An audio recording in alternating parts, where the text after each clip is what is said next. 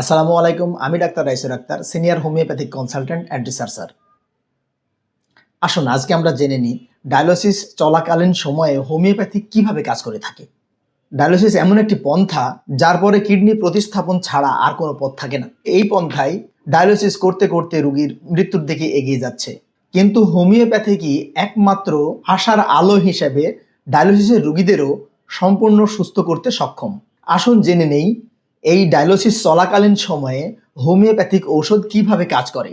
এই ডায়ালিসিস করার সময় আমাদের ডাক্তার মহোদয় প্রথমে যেটা করেন সেটা হচ্ছে একটি ফিস্টুলা করেন। এই ফিস্টুলা করার সময় কিছু টিকা গ্রহণ করতে হয়, যেমন হেপাটাইটিস বি, নিউমোনিয়া ইত্যাদি। এইবার হোমিওপ্যাথিক মতে টিকারও কিন্তু সাইড ইফেক্ট রয়েছে। আমরা যখন ডায়ালিসিস চলাকালীন সময়ে চিকিৎসা শুরু করি তখন এই টিকার যে সাইড ইফেক্ট আছে সেইটা কাটানোর জন্য মেডিসিন দিয়ে থাকি। তখন দেখা যাচ্ছে টিকাটা পারফেক্টলি কাজ করলেও তার সাইড এফেক্টগুলো বডিতে আর থাকে না। ডায়ালিসিস চলাকালীন সময়ে রক্তের সাথে যে যে বর্জ্য পদার্থগুলো বের হয় তার মধ্যে একটি উল্লেখযোগ্য পদার্থ হচ্ছে ফসফেট। আমাদের এমন হোমিওপ্যাথিক ঔষধ রয়েছে যেগুলো ব্যবহার করলে কিডনির ক্ষমতা বেড়ে যায়, এই ফসফেটগুলো সহজেই বের হয়ে যায়। ডায়ালিসিসের রোগীদের আরও যেই প্রবলেম হয় সেটা হচ্ছে রক্ত স্বল্পতা। আমাদের এমন কিছু হোমিওপ্যাথিক ঔষধ রয়েছে যেগুলো খেলে শরীরের মধ্যে রক্ত তৈরি হয় এবং রক্ত স্বল্পতা থাকে না।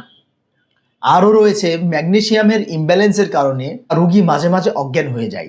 এক্ষেত্রেও আমাদের কিছু ঔষধ রয়েছে যে ওষুধগুলো ব্যবহার করলে রোগী আর অজ্ঞান হবে না। এই কিডনির রোগীদের ক্ষেত্রে প্রায় 60% রোগীদের একই সমস্যা দেখা যায়, তারা কাঁচা লবণ খায়। আসলে এই কাঁচা লবণে সোডিয়াম ক্লোরাইড রয়েছে। ক্লোরাইডের কাজ হচ্ছে শরীরে পানিটিকে ধরে রাখা, যার জন্য যারা এই ডায়ালিসিসের পর্যায়ে আছেন বা কিডনি রোগে ভুগছেন তারা অবশ্যই কাঁচা লবণ অ্যাভয়েড করুন।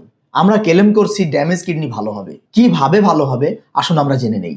কিডনি ড্যামেজের যে কারণগুলো রয়েছে, যদি সেই কারণগুলো নির্বাচন করে সঠিক ঔষধ দেওয়া যায় তবে কিডনি ড্যামেজের সমস্যাটি সমাধান হতে পারে। তার মধ্যে একটি উল্লেখযোগ্য কারণ হচ্ছে প্রস্রাবের নালী স্ট্রিকচার হয়ে যাওয়া, তার মানে প্রস্রাবের নালী সংকুচিত হয়ে যাওয়া। আমাদের এমন কিছু হোমিওপ্যাথিক ঔষধ রয়েছে যে ঔষধগুলো খেলে প্রস্রাবের নালী প্রসারিত হবে, কিডনির উপরের চাপগুলো কমে যাবে এবং কিডনিটি হয়ে উঠবে সুস্থ সবল। কিডনি ড্যামেজের আরও কারণ রয়েছে, তার মধ্যে আরেকটি উল্লেখযোগ্য কারণ হচ্ছে শরীরে অতিরিক্ত পরিমাণে ইনফেকশনের ইতিহাস থাকা।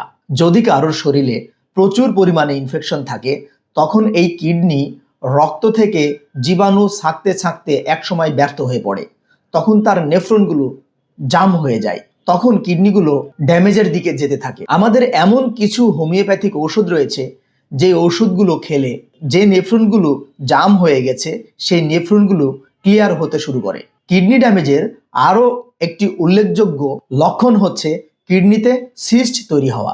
এটা হতে পারে ওভাল সিস্ট, এটা হতে পারে চকলেট সিস্ট। আমাদের হোমিওপ্যাথিকে লক্ষণ ভিত্তিক কিছু ওষুধ রয়েছে যে ওষুধগুলো খেলে এই সিস্টগুলো আস্তে আস্তে বসে যায় এবং সমস্যাটার সমাধান হয়ে যায়।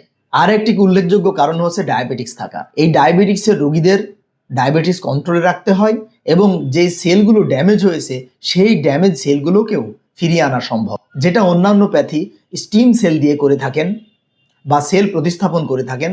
হোমিওপ্যাথিক এমন কিছু ওষুধ রয়েছে যে ওষুধগুলো খেলে এই নষ্ট সেলগুলো আবার সেরে উঠবে। আমাদের বডিতে এমন কিছু সেল রয়েছে যেগুলো প্রাপ্ত বয়স্ক হয়নি, যেটাকে আমরা অলিগোডেন্ড্রো সেল বলে থাকি। এমন কিছু হোমিওপ্যাথিক ওষুধ রয়েছে যে ওষুধগুলো খেলে এই অলিগোডেন্ড্রো সেলগুলো প্রাপ্ত বয়স্ক হবে এবং ওই স্ট্রিম সেলের মতোই কিডনিটি আবার সুস্থ সবল হয়ে উঠবে। আজকে এই পর্যন্তই, ভালো থাকুন। আসসালামু আলাইকুম ওয়া রাহমাতুল্লাহ।